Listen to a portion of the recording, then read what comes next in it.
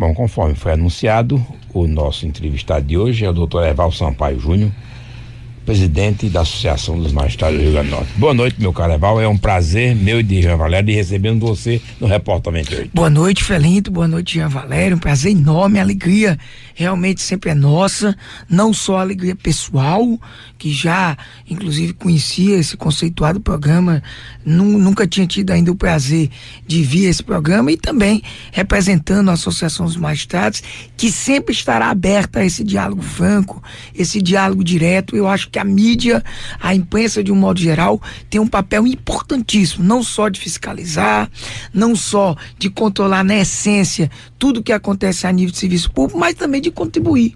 E eu penso que a informação, a comunicação escorreita e todas as categorias vindo colaborar e tratando de forma republicana de todos os assuntos, a gente tem a contribuir para um país melhor, principalmente nesse momento onde a gente precisa discutir tantos temas sensíveis à população brasileira e também, por óbvio, temas locais aqui da população potiguara. Perfeito. Eu aqui fico feliz de estar aqui. Obrigado. Com dois grandes jornalistas e radialistas. Vamos dividir essa felicidade ao meio.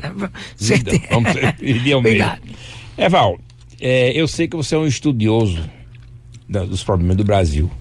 E eu pediria que você se detivesse nos falando a nós e aos nossos ouvintes a respeito da reforma da Previdência. Beleza. Veja bem, meu amigo Felinto e Jean, um tema importantíssimo.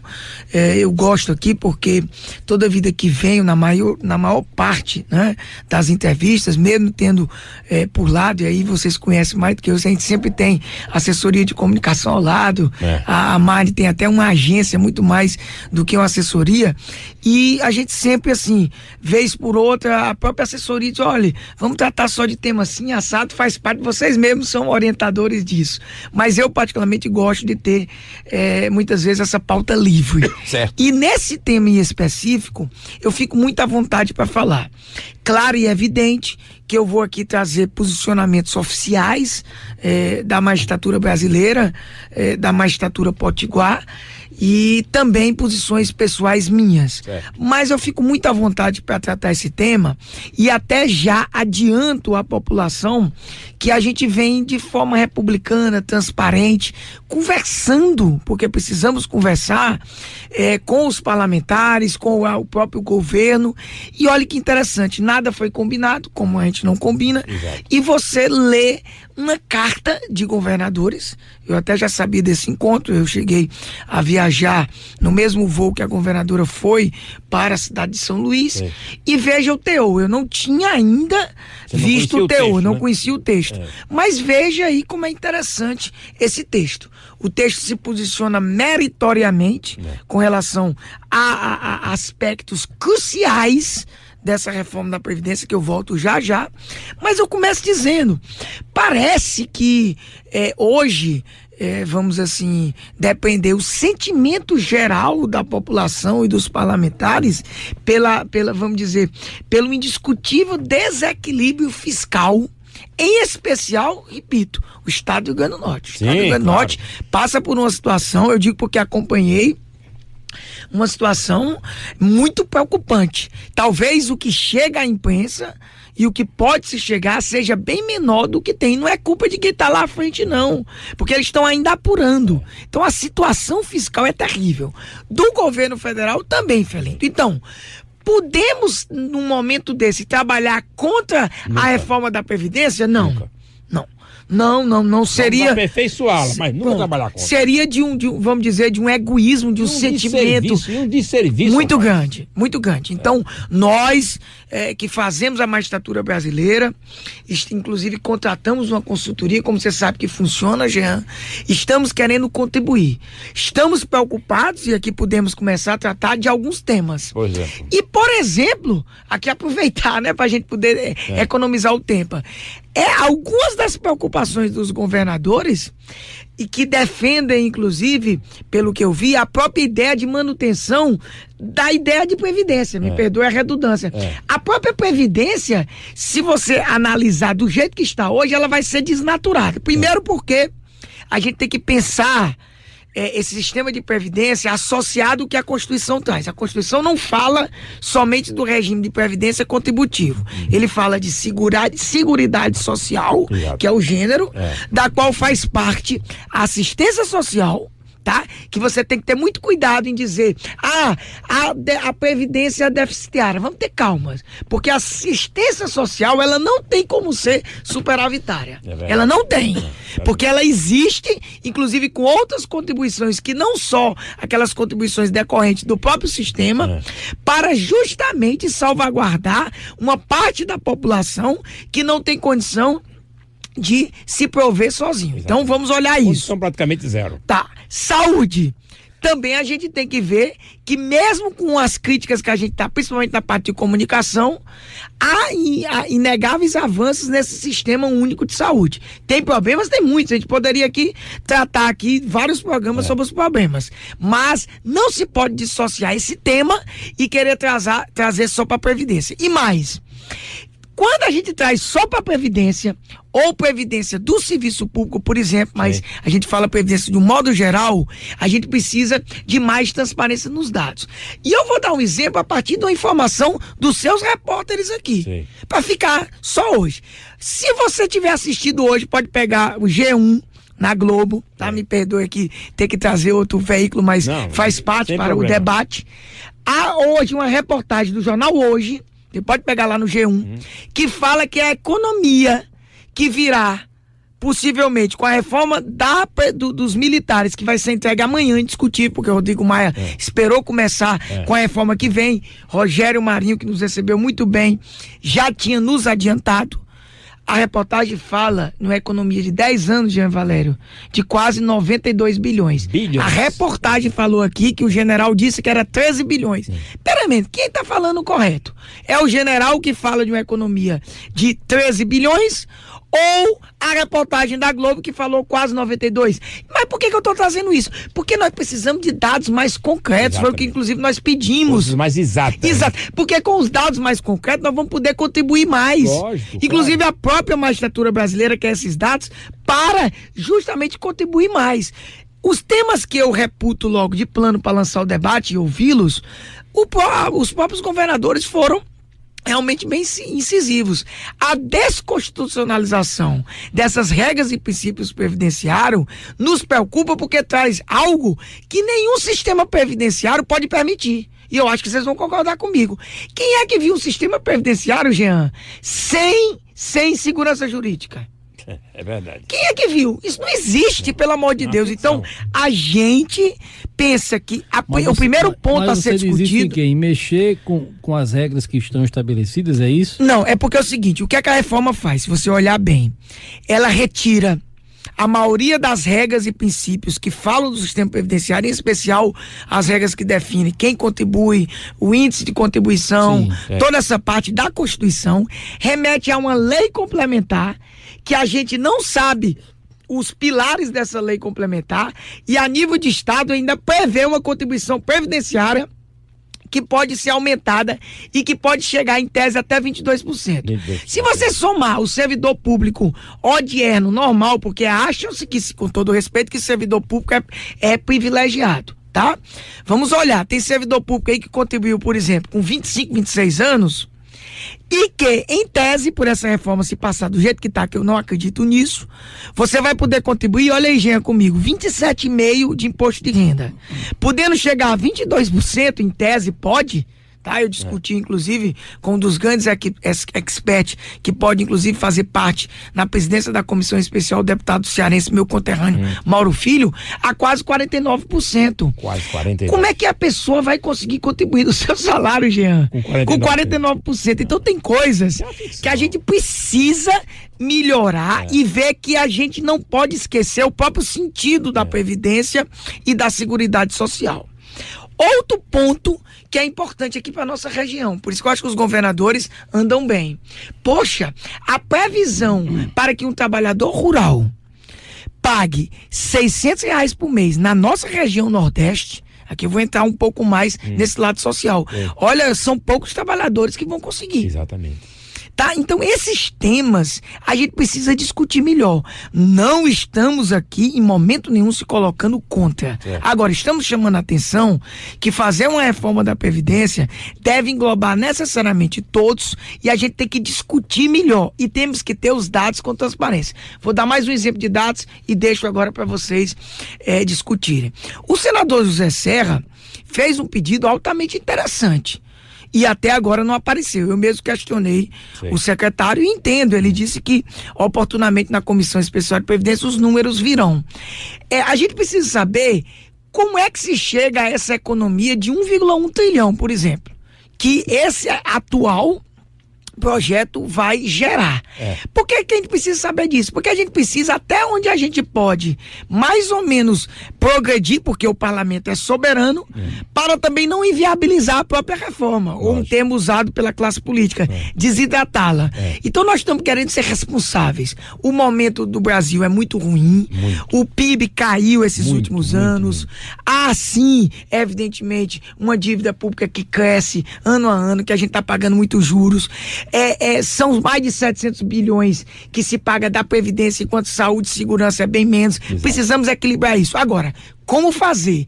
Ou como eu coloquei num texto meu, até posso passar para vocês, fazer essa reforma da Previdência só nas costas dos trabalhadores, aí realmente não dá. Aí é um preço muito alto e é injusto.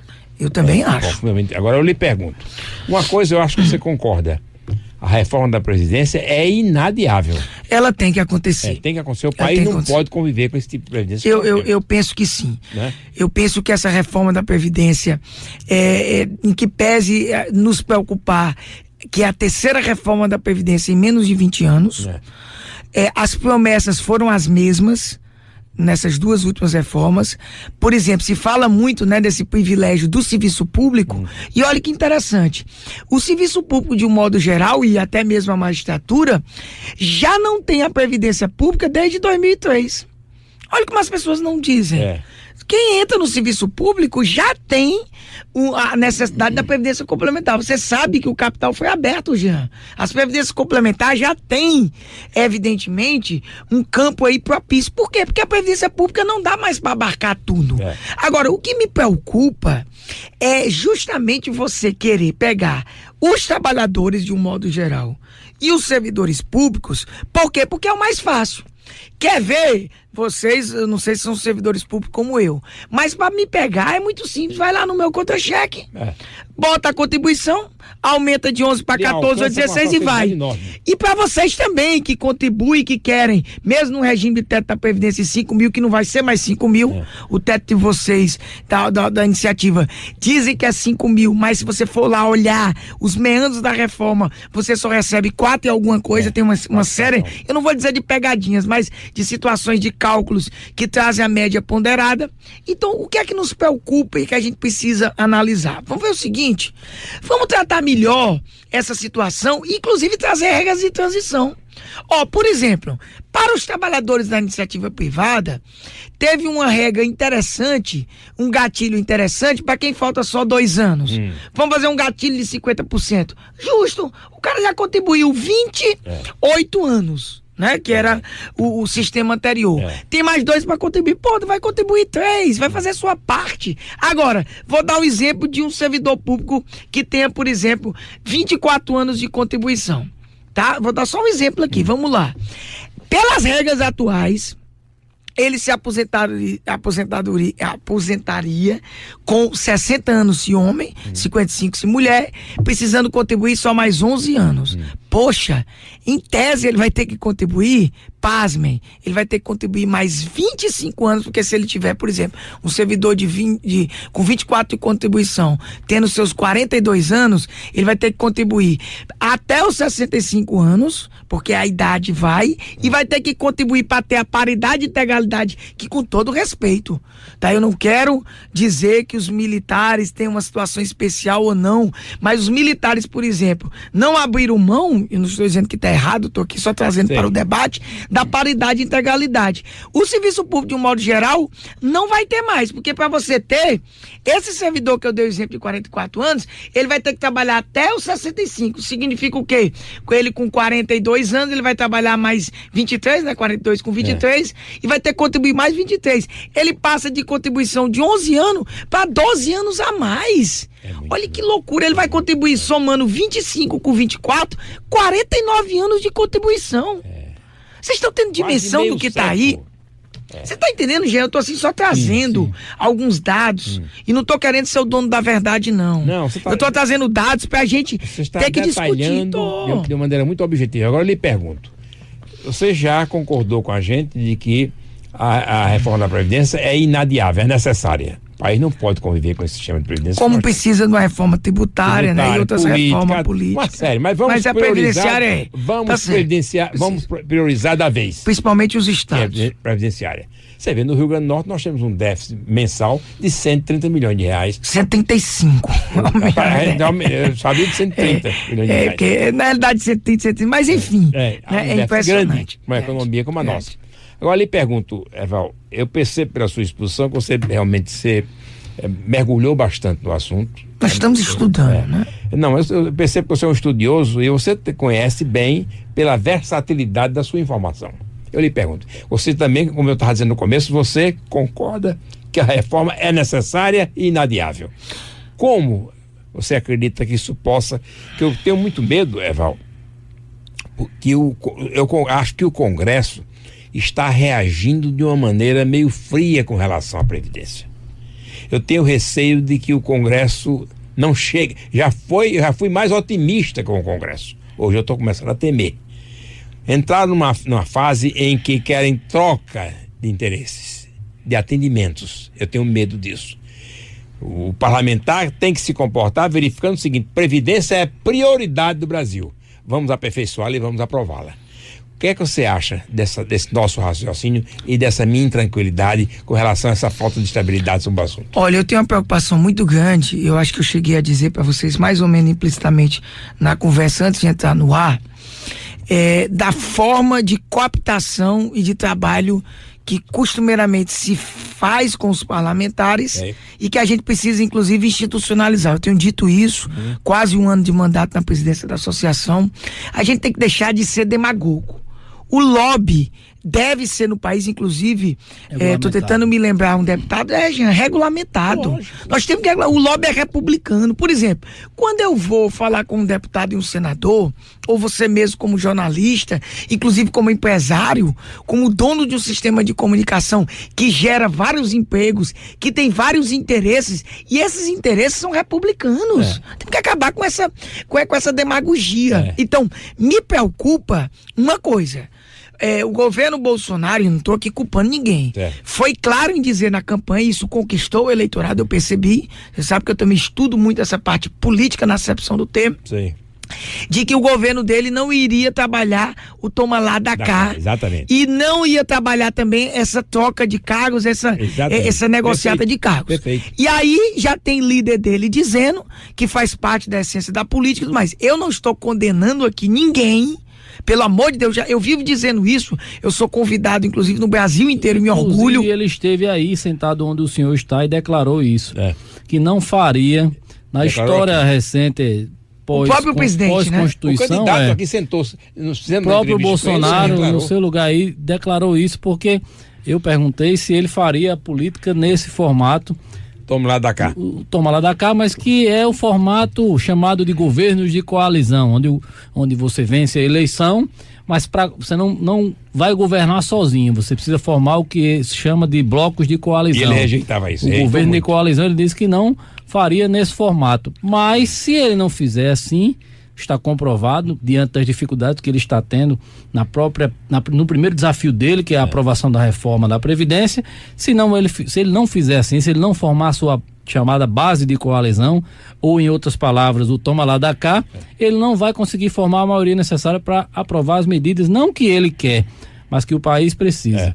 Né? Pois é, Jean, me preocupa muito, porque, por exemplo, as pessoas, e eu digo uma impressão pessoal minha, as pessoas muitas vezes com relação à minha postura, e eu acho isso extremamente natural, às vezes não concordam com o que eu penso, sabe, Jean? Eu acho que isso é normal, como também eu acho que não concordo com o que você pensa, com o Felinto.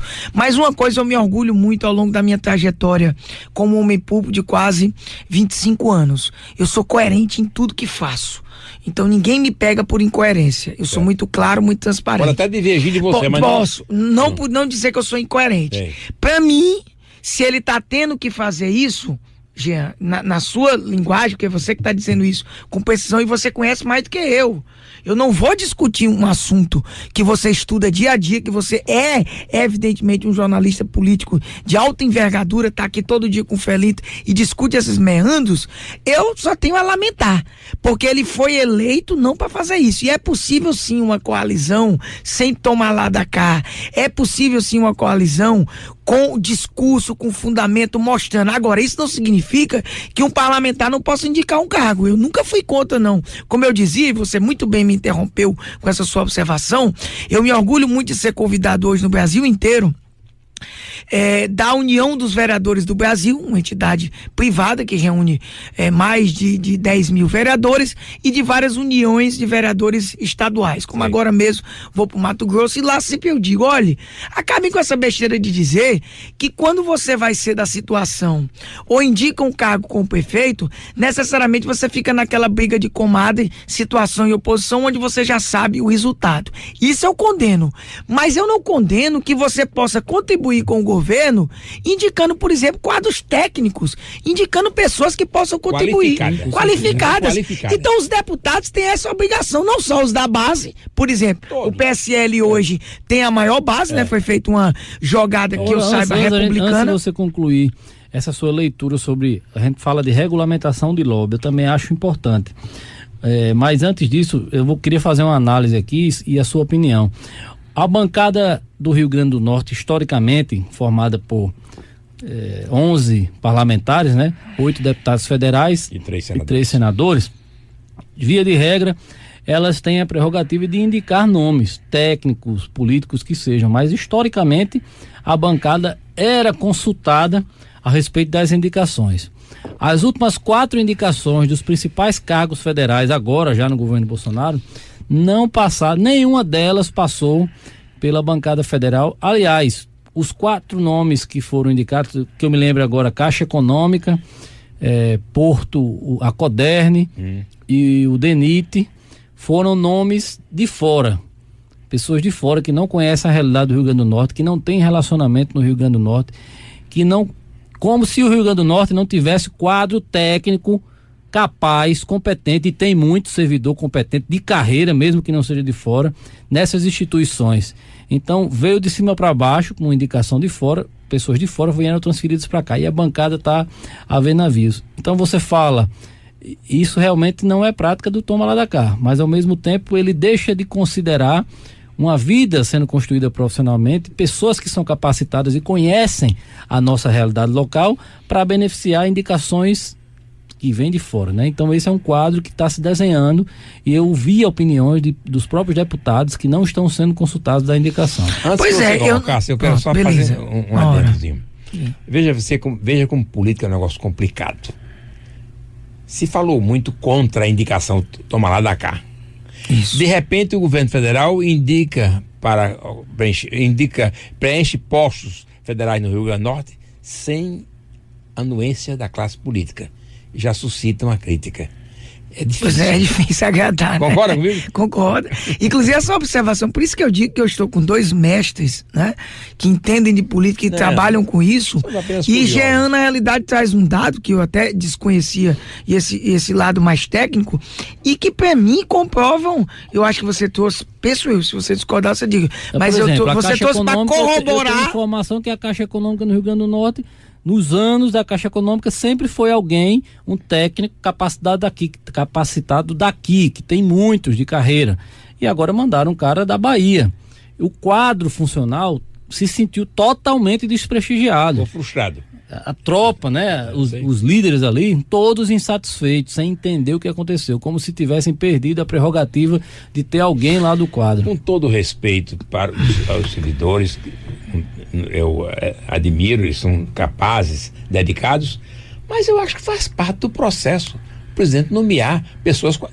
Vamos admitir que um nomeado não ser requalificado, aí sim. Aí eu aceito. Verdade. O que eu ia comentar, e mais uma vez Jean colocou muito bem, e foi bem interessante, é que parece que ele traz esse exemplo, essa situação local aqui da bancada, para corroborar o que eu digo, no sentido de que a indicação de quadros técnicos, inclusive na realidade local de cada estado, por si só, ela não pode ser considerada toma lá da cá. O que a gente não pode admitir é que a pessoa necessariamente vote e acompanhando tudo que um dado governo diz, quer federal, estadual, municipal, porque passou a indicar quem quer que ele seja, muitas vezes não técnico, para funcionar como cabide de emprego. Eu acho que é isso que Jean e o senhor não devem, Felito, aceitar. E aí, se porventura o governo Bolsonaro, e vocês disseram que como candidato sentado nessa cadeira, ele disse que não ia fazer, e se ele está fazendo, com todo o respeito que eu tenho à sua excelência, mas eu não costumo ter medo de dizer o que eu penso, ou seja, eu não tenho papo na língua, ele age errado. Ele e o parlamento que não se porta da maneira correta, porque esse novo que indiscutivelmente a gente viu, inclusive com a renovação inimaginável por vocês, comentarista política no Senado, e na Câmara também não foi tão grande como o Senado, mas também vocês não imaginavam, penso eu, e quero ouvi-lo se for o caso. Esse novo, o povo quer o quê? Posturas novas. Não é não, Gê? O povo quer posturas republicanas. O povo quer uma das coisas que mais falta ao parlamento. E aqui eu desafio, de um modo geral, se alguém, evidentemente, vai contrariar essa minha afirmação. O parlamento brasileiro como um todo, federal, estadual, municipal, eu tenho dito isso e digo aqui nessa grande audiência do Repórter 98, precisa muito mais exercer a sua outra função típica de fiscalização do que leis. Esse país, de um modo geral, não precisa de tantas leis. Nós precisamos começar a cumprir as que a gente já tem, em especial a Constituição. Exato. Que nós estamos aqui a muitas vezes exigir o cumprimento dela. Então precisa uma lei ou outra. Agora, cadê o parlamento? E eu espero que esse parlamento faça, inclusive os contatos que eu tive com os primeiros parlamentares, eu disse isso para eles, disse para o senador Stiffson, disse para a senadora Zenaide, disse para a senadora, o senador Jean Paul Prats, e para o deputado Girão e deputado João Maia, essa que foram os primeiros que eu contactei, vou contactar com todos dentro desse processo de reforma, que a gente precisa se preocupar com essa outra função parlamentar, que é a função fiscalizatória. Como fazer, para a gente encerrar, aí me permite, se vocês concordarem, essa ideia do toma lá da cá, como é que você fiscaliza, Jean? Se você não tem a independência necessária e já utilizou do toma lá da cá e perdeu toda a sua independência nessas indicações. Agora, não tem condição. O parlamento não funciona. Parece que não ocorreu ainda, não materializou-se ainda o toma lá da cá. Há deputados pleiteando, mas eu não tenho conhecimento. Não, nem eu. Nós estamos aqui discutindo a nível abstrato. Exatamente, abstrato. E Jean trouxe uma posição que ele conhece, de um sentimento da própria base, não é isso, Jean? A própria base daqui. Agora, veja bem, o fato ocorrido no Rio Grande do Norte vem em socorro do meu raciocínio, que ele não submeteu as nomeações à indicação dos congressistas aqui no estado. Exato, por Pelo enquanto menos não. a nível do Rio Grande do Norte. Até agora não. Por enquanto. Até agora não. Eu acompanho isso. E isso que tem gerado a dificuldade. Não tem, isso tem gerado dificuldade. É isso que eu ia dizer. No governo. Por que se tema a aprovação da reforma da Previdência? Porque o governo não está barganhando. Ele tem reagido no que pode. A nação precisa da reforma. Alguns congressistas, não são todos, condicionam a tomada de posição à indicação. Pois é. Porque, entendeu, veja bem, entendi, concordo. Porque a bancada Potiguar e todas as outras bancadas representam o povo. Sim. Nós elegemos os 8 deputados e 3 senadores dentro desse modelo democrático previsto constitucionalmente, e eles, em tese, devem ser ouvidos. Isso eu concordo.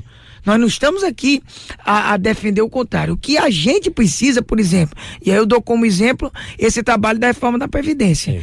Eu vou conversar com todos, e tenho ido, como citei alguns aqui, mostrar o quê? Essas preocupações que a gente tem. Mostrar para eles que a gente não pode ter um sistema que traga mais insegurança do que ele mais busca. O que você mais precisa ao pensar em se aposentar, por exemplo, como empresário radialista, é a segurança de você prover sua família. Ou eu estou enganado, Jean? Você não quer se aposentar, não, você quer deixar, por exemplo, que é uma situação que está muito nos preocupando.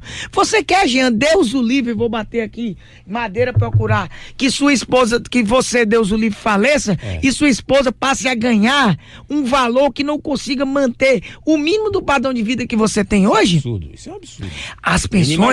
As pensões de quem contribuiu, por exemplo, dentro desse exemplo que eu trouxe, podem chegar a 36%. 36%? 36% em alguns cálculos. Você tá vendo aí, Jean, que preocupação, meu amigo. Há uma efetiva contribuição. Olha, eu vou dizer algo aqui, pra gente continuar aqui o debate, que vocês vão tomar um susto. Muitas pessoas têm me dito que fariam uma espécie de acordo com o governo. Vocês vão até rir. Fariam um acordo. Sabe qual era o acordo? Foi o seguinte: eu contribuí quanto tempo? Anota aí, 22 anos. Faz o seguinte: me devolva esse dinheiro. Sem juros e correção, não me dê mais a aposentadoria. Deixa eu controlar meu dinheiro. Pra você ver o cúmulo, porque já saiu amigo, eu particularmente contribuo desde 95 como oficial de justiça aos 18 anos de idade, em cima, não de teto de previdência não, eu sempre contribuí efetivamente em cima do que eu recebi, Jean. Aí eu vou ser tratado como privilegiado por isso? Eu pago efetivamente, eu não deixei de pagar uma contribuição previdenciária minha. Então isso, com todo respeito, eu tô vendo, cumpri. Então, por exemplo, claro que o secretário Rogério, inclusive, nos confirmou, está enviando um projeto também para cobrar. Ele não consegue cobrar, por exemplo, ele falou 500 bilhões, né? O dado que ele me trouxe, ele foi seguro nisso. 500 bilhões. Eu até pensava aos grandes devedores previdenciários. Sim. Mas ele me disse assim, por cima, claro que esse projeto vem, que, por exemplo, tem devedor aí que equivale a uns 100, 150 bilhões, que não adianta mais cobrar. E realmente, como juiz, eu digo, se você vai gastar para cobrar, é melhor você não gastar. Você tem que cobrar de quem efetivamente pode pagar. Concentrar energia no que vai lhe dar resultado. No que vai lhe dar resultado, lógico, Jean. Perfeito. Então, por exemplo, o que nós estamos chamando a atenção, os governadores aí foram muito felizes. Vamos chamar o capital financeiro aqui, de modo mais claro, para ele também contribuir na mesma medida, na mesma proporcionalidade. Tem que ser um esforço conjunto. Eu concordo com você. Tem que ser um esforço conjunto. Agora, eu lhe confesso, já disse ainda há pouco e repito agora, eu estou um pouco receoso, Val, com a aprovação. Eu estou um pouco receoso. Eu estou sendo muito tumulto. E sobretudo com esse negócio da toma lá da cá, que inseriu-se nos entendimentos, foi inserido, toma lá da cá. Isso é muito ruim. O problema não é só esse. O toma lá da cá é ruim. O problema também é a falta de habilidade política, muitas vezes, ao tratar os deputados federais como políticos ainda com aquela mentalidade do passado. A forma como os interlocutores têm tratado com os deputados é como se os deputados estivessem barganhando algo em troca. Eles dizem em alto e bom som que, olha, deputados, vocês não podem me pedir nada em troca de votar. Colocam os deputados numa situação difícil. É como se eles já denegrissem a imagem dessa nova legislatura. Então é preciso aguardar até para ver o comportamento da nova legislatura. E depois eu ia fazer um pequeno comentário, e posso fazer aqui para vocês continuarem as indagações, de dizer, e aí eu não estou fazendo nenhuma crítica, eu só estou revelando esse dado, ou seja, eu estou narrando uma expressão. Ficou muito claro para mim nos primeiros contatos que eu tive em Brasília. Eu vou retornar, inclusive, passei semana passada toda em Brasília quando você me ligou. Segunda-feira vou a um evento em Belo Horizonte, tratando também de reforma da Previdência, lá na AMAGES, na Associação de Magistrados de Minas Gerais, e vou terça, quarta e quinta estar no Congresso, inclusive uma reunião da AMB, onde nós vamos trazer um documento para contribuir, como eu disse para o secretário. Nós estamos aqui trazendo preocupações, e o que foi que eu percebi no parlamento? Justamente essa última parte que Jean tocou muito bem. O parlamento novo, ele está se acostumando falando ainda. O próprio governo se adaptando. O governo também é um governo novo, gente. É um governo sem experiência. Tudo bem que a gente tem um chefe da Casa Civil, vamos aqui ser mais claro, o Onyx Lorenzoni, que tem muitos anos, né, deputado? Vivência. Mas eu não sei o que está acontecendo. A própria líder do governo, né, a deputada Joyce Hasselmann, que fala muito bem, colega de você, jornalista, mas ela às vezes é um pouco mais, né, enérgica, ela tem dado declarações, às vezes, que apimentam mais, muito duras, né?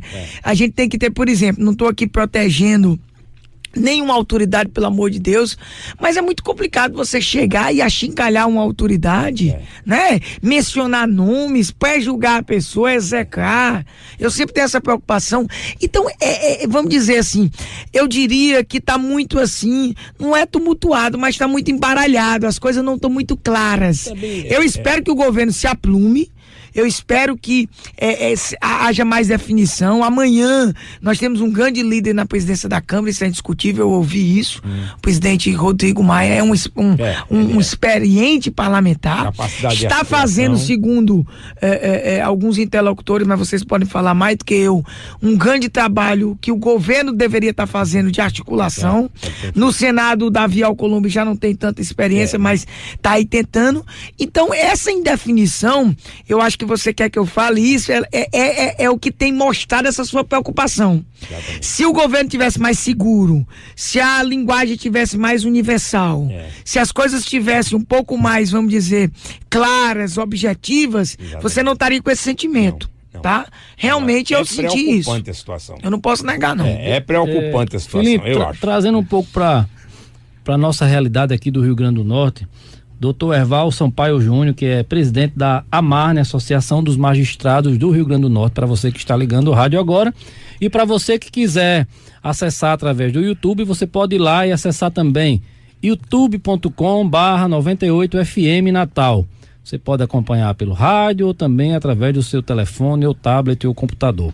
Dr. Erval, trazendo para a realidade do Rio Grande do Norte, a gente está discutindo o país vive uma crise e está fazendo a sua parte no sentido de estancar essa crise, pensando no futuro.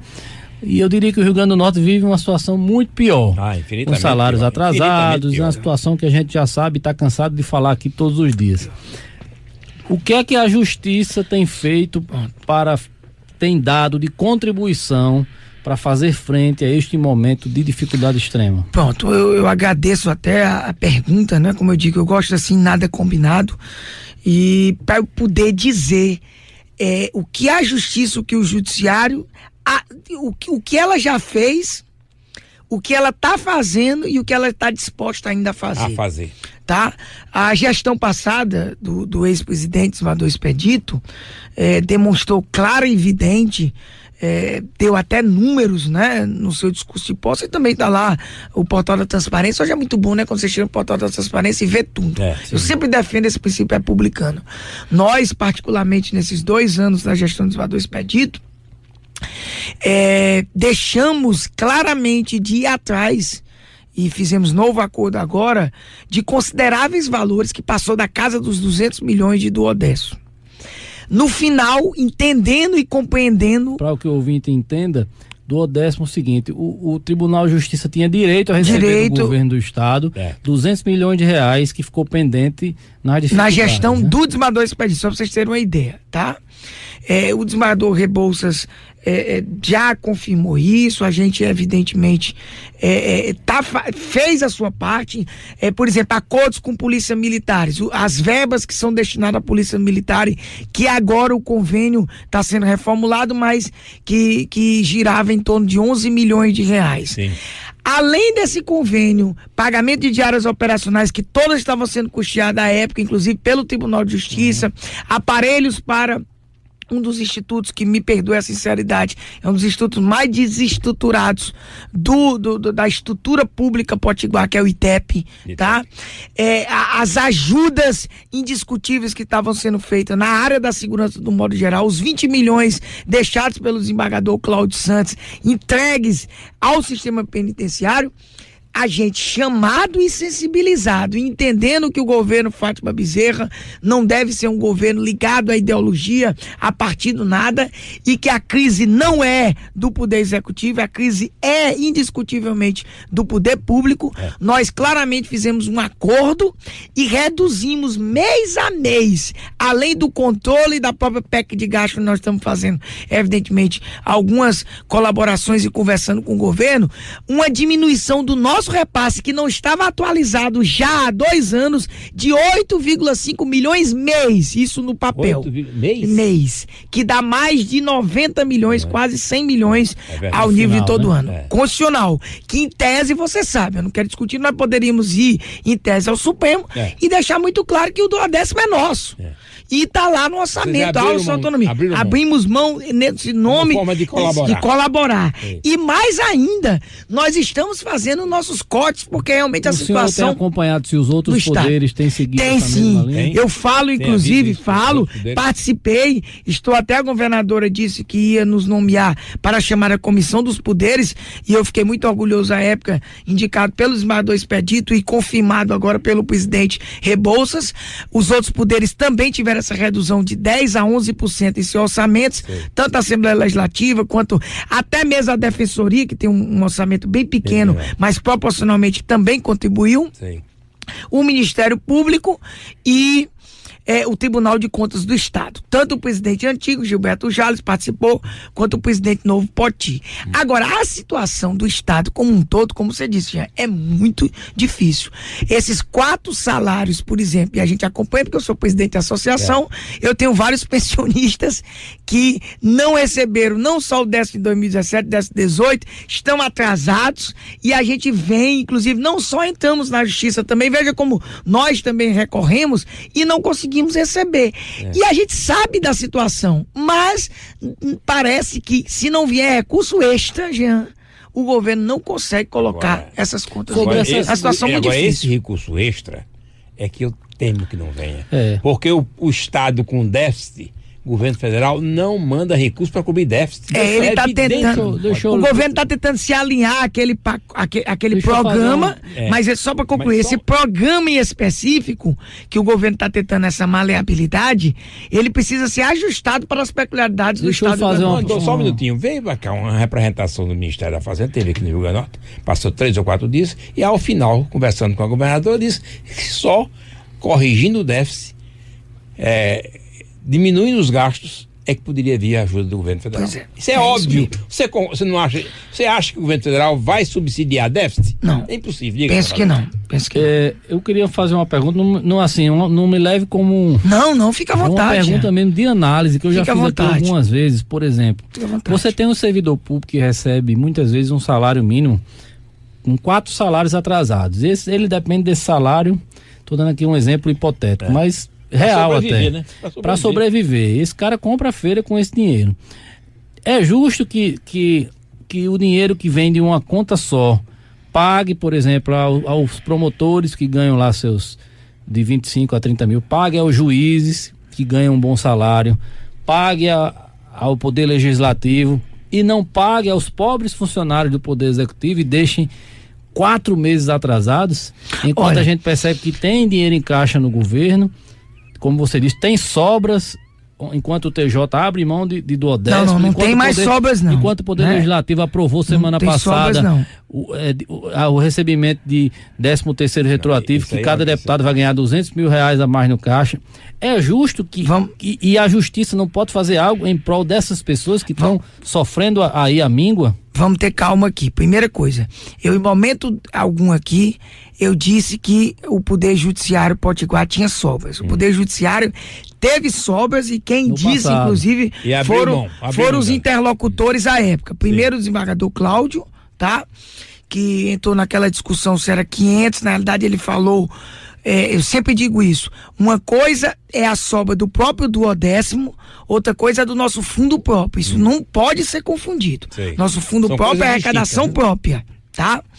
E nem tô dizendo agora, porque agora a administração do desembargador Rebouças é totalmente diferente. Ele está realmente na mesma linha do governo Fátima. É aqui contando a miúdos. Inclusive o acordo foi feito de modo muito claro para que se respeitasse o duodécimo também. Não, agora você já assumiu nessa situação de dificuldade, né? Eu conheço. Isso aí foi. Então, só reformando. Aí você pergunta, é justo? Olha, justiça é algo tão subjetivo e tão complexo para que eu particularmente fale. Justiça de modo objetivo, eu lhe respondo, de modo objetivo. De modo objetivo, a Constituição é clara em dizer que o dinheiro que é de conta única no primeiro momento, ele vai ser repartido orçamentariamente e o Poder Judiciário, por exemplo, vou falar só do meu poder, eu não tenho autoridade para falar dos outros, tá? E pela realidade que eu conheço, ele não pode ser culpado, por exemplo, por um desgoverno indiscutível por pelo menos os últimos 30 anos. Dos últimos 30 anos, aqui é para colocar. Você não pode culpar só o governo, por exemplo, passado, Robson Faria, e nem muito menos. É do mínimo 30 anos, sem planejamento, sem preocupação, onde, por exemplo, o Poder Judiciário tem feito a sua parte. O Poder Judiciário, mesmo tendo necessidade, você conhece parte da realidade, a justiça precisa melhorar muito, tem fóruns ainda com problemas, tem situações de juízes que não tem a quantidade correta, servidores não faz concurso, tem um TAC limitando contratação na lei de responsabilidade fiscal até 2020, então nós temos N problemas. Mas a gente soube, no mínimo, organizar com o nosso dinheirinho, com a nossa parcela, e por isso que, de modo indiscutível, se consegue pagar, tá? Os servidores públicos, os juízes e membros do Poder Judiciário, com aquele dinheiro. E eu ainda vou mais além. Com gestões independentes, né? Totalmente independente. Assim. E eu vou mais além. Olha, se deixar de pagar com o orçamento próprio, que não é do executivo, que nós estamos colaborando, resolver-se o problema total do governo potiguar, eu acho que o Poder Judiciário poderia até pensar nisso, sabe? Mas não resolve. Nós, inclusive, quando estamos contribuindo, estamos preocupados com essa situação fiscal e orçamentária, porque a crise não é do executivo, a crise é do governo, a crise é do Estado como um todo. Agora, então, sendo bem franco em lhe responder, eu acho que a gente tem que começar a sopesar isso. Aí você vai dizer, o Poder Judiciário poderia fazer alguma coisa na Justiça concedendo? Aí, amigo, eu como presidente da associação, eu vou dizer algo. Eu não me meto na independência judicial de cada associado. Você já viu o juiz conceder para pagar, já viu o juiz conceder para indeferir, já viu o tribunal se posicionando assim assado. Eu tenho que defender meus associados de terem independência funcional de decidirem. Val, infelizmente o nosso tempo está terminando. Rapaz, um papo tão bom desse, rapaz. Eu ficaria aqui... Aprendi muito com a entrevista. Agora quero dizer o seguinte, eu concordo com o Jean Valério, porque fica difícil para o servidor, o pobre servidor que ganha salário mínimo, está com 4 meses de atraso. Verdade. Ele tem filho, tem mulher, tem obrigações e tem que botar a comida em casa, pagar a conta da luz, não dá. Exato. Então é um quadro desigual, profundamente desigual. Com um detalhe final, Val. O Rio Grande do Norte e a Paraíba têm territorialmente o mesmo tamanho, a mesma dimensão.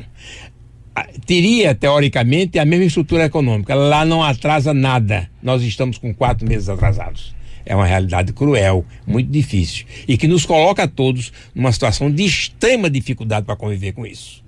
Amigo, eu quero agradecer a sua participação. Nós fizemos uma belíssima entrevista, você foi muito objetivo, muito claro. E o microfone é seu para suas despedidas com os nossos agradecimentos. Não, eu sempre quero aqui registrar a alegria e satisfação como eu fiz no começo, tá? Quero dizer que tentei responder as perguntas de forma bem objetiva e direta, tá? Me coloco à disposição. Na realidade, se algum, por exemplo, ouvinte acha que eu fugi da pergunta final, é porque o que é justo ou injusto é algo muito subjetivo, tá? Claro e evidente que eu, particularmente como julgador, eu sempre me preocupo com as pessoas que não tem uma condição social confortável e que possa, evidentemente, que eu possa de alguma maneira equilibrar.